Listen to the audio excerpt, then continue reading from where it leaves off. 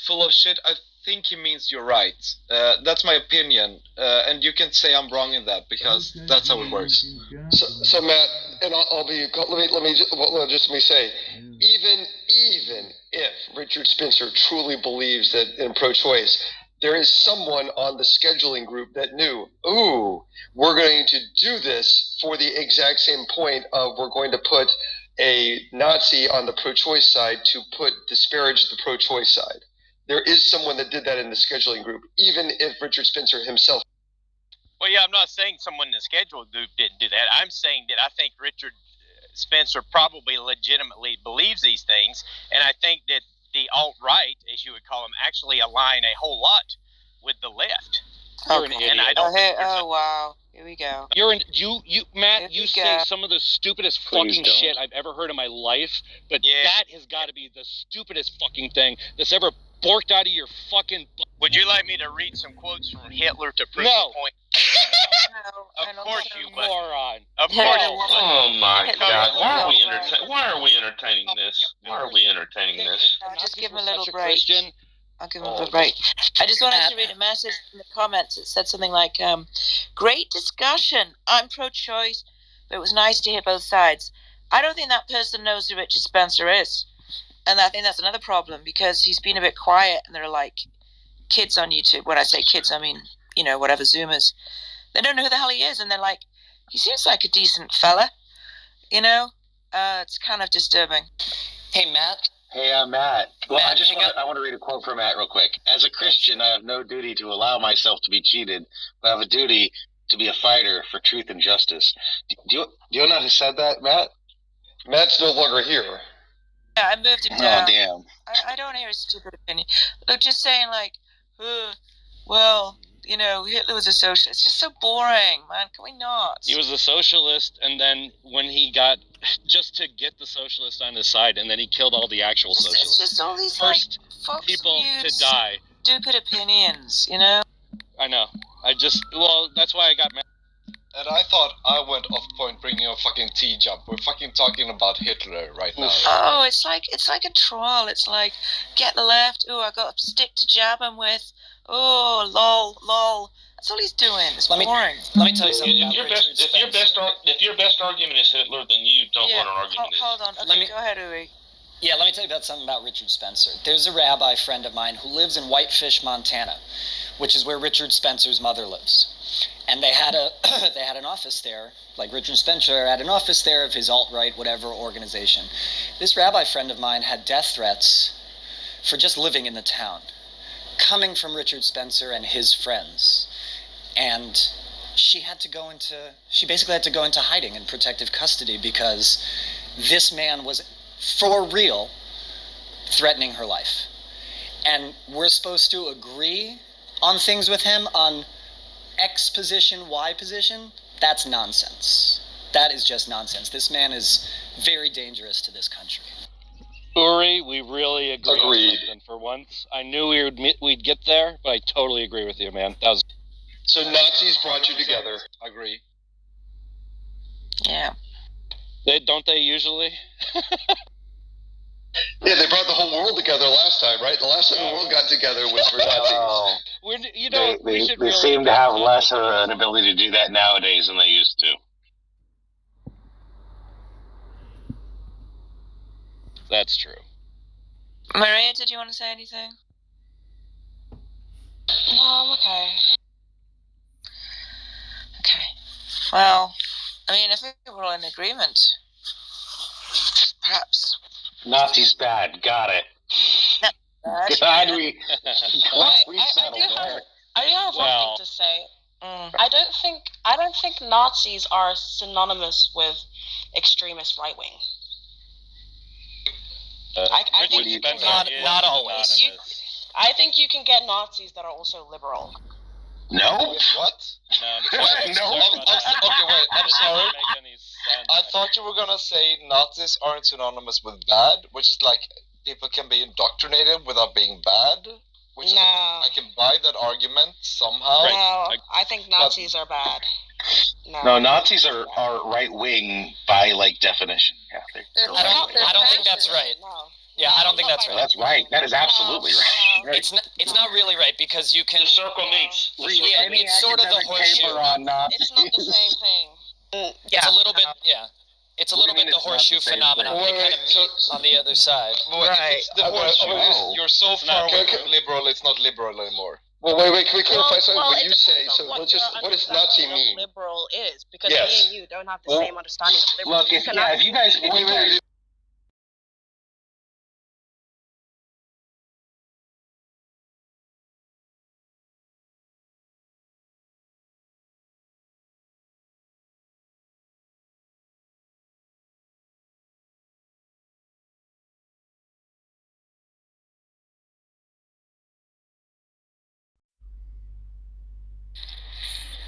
I was hoping to maybe get more people in.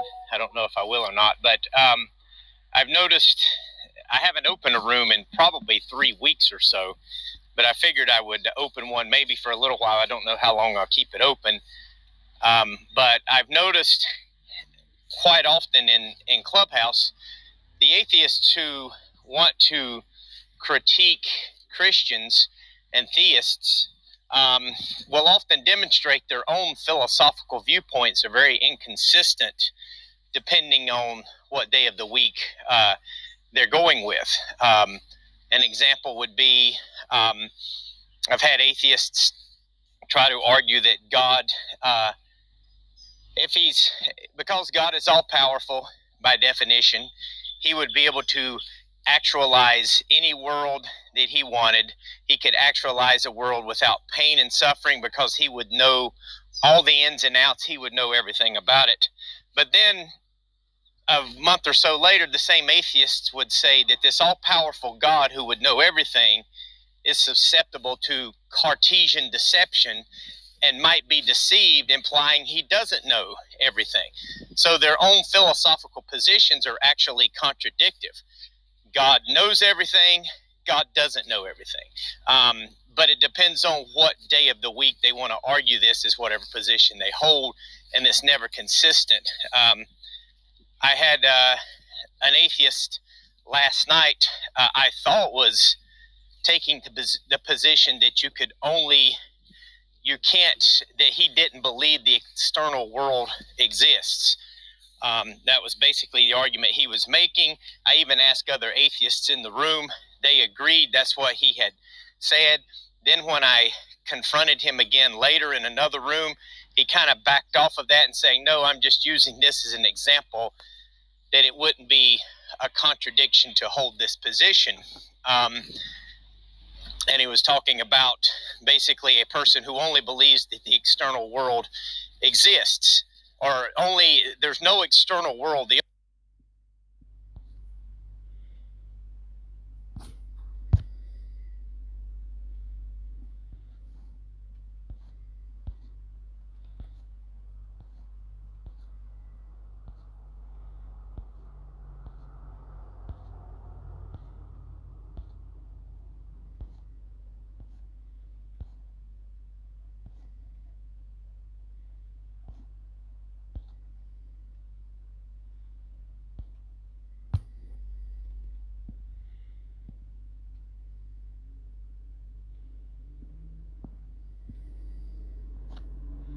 What's crazy is I'm watching.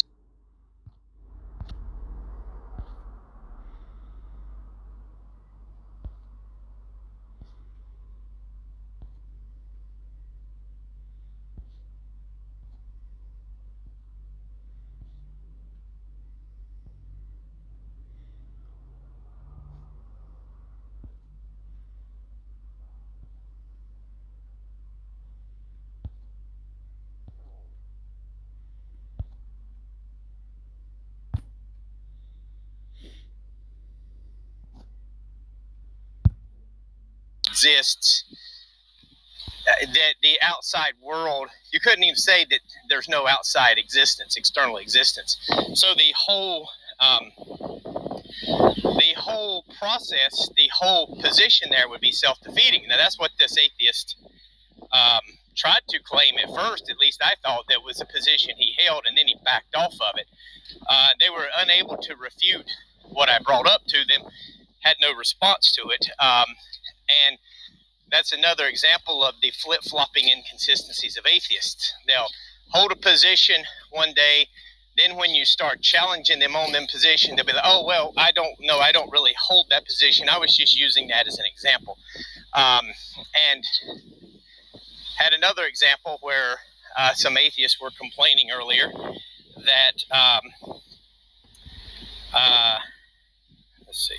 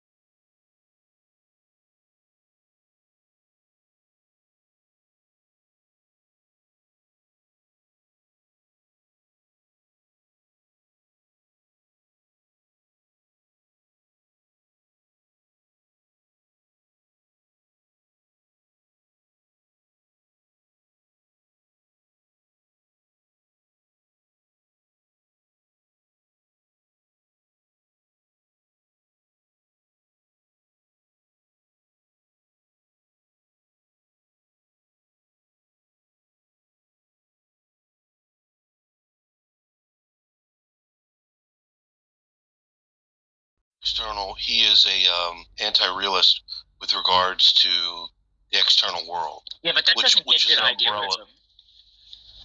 I'm an anti-realist, like as far as like a metaphysical anti-realist. Right. Yeah, but that doesn't get you to idealism. Like I'm not an idealist at all.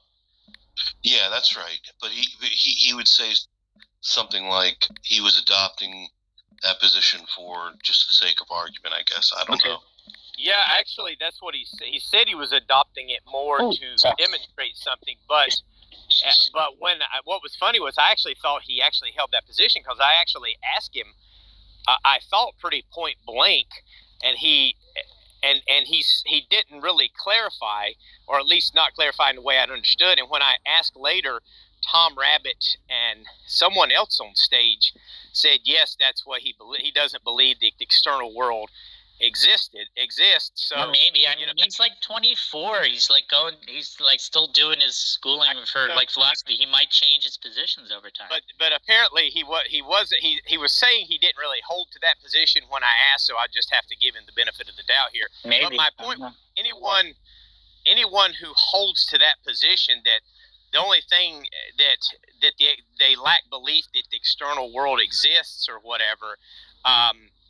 Would just simply be implying that all of their experiences, all of the concepts and ideas that they have only exist as abstract concepts within the mind, right? Well, you could be an externalist like me and still think that so I'm not saying that to me ideas concepts are only exist basically in the mind, right? Like they're properties of minds.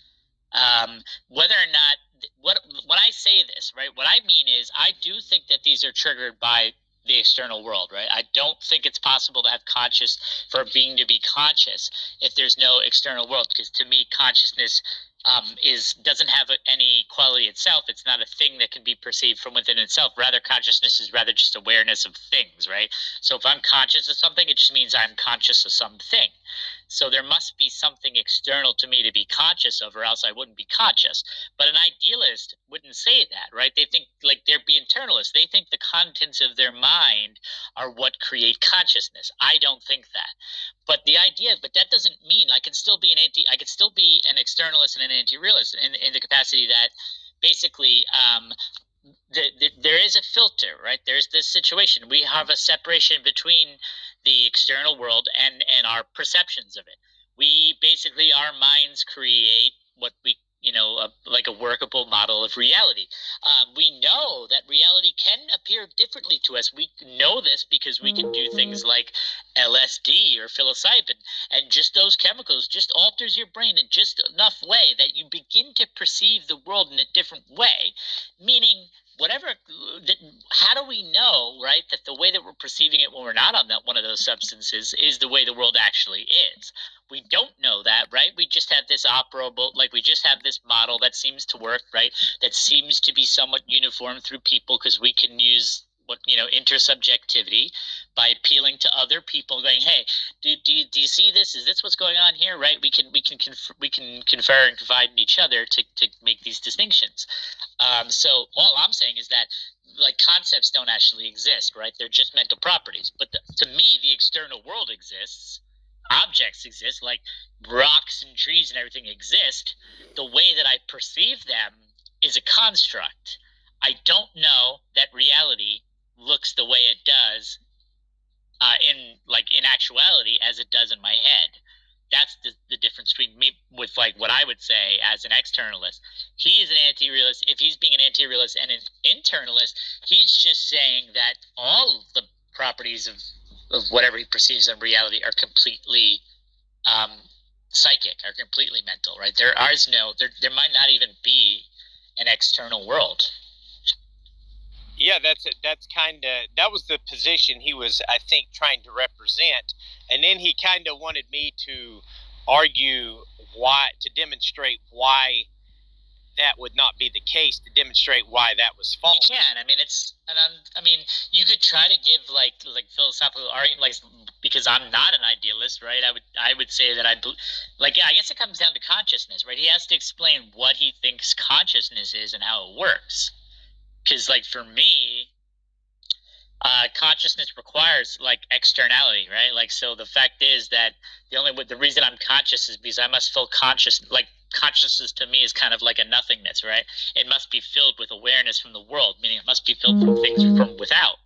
I could not be conscious, right? Like, or even I'd be able to identify myself as an individual, because I think that's a transcendent property, without the external world, because I would not have any way to distinguish myself from anything else.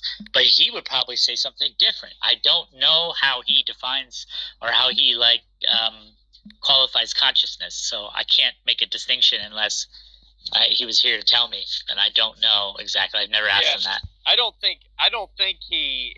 Apparently, that wasn't his specific position. He was just trying to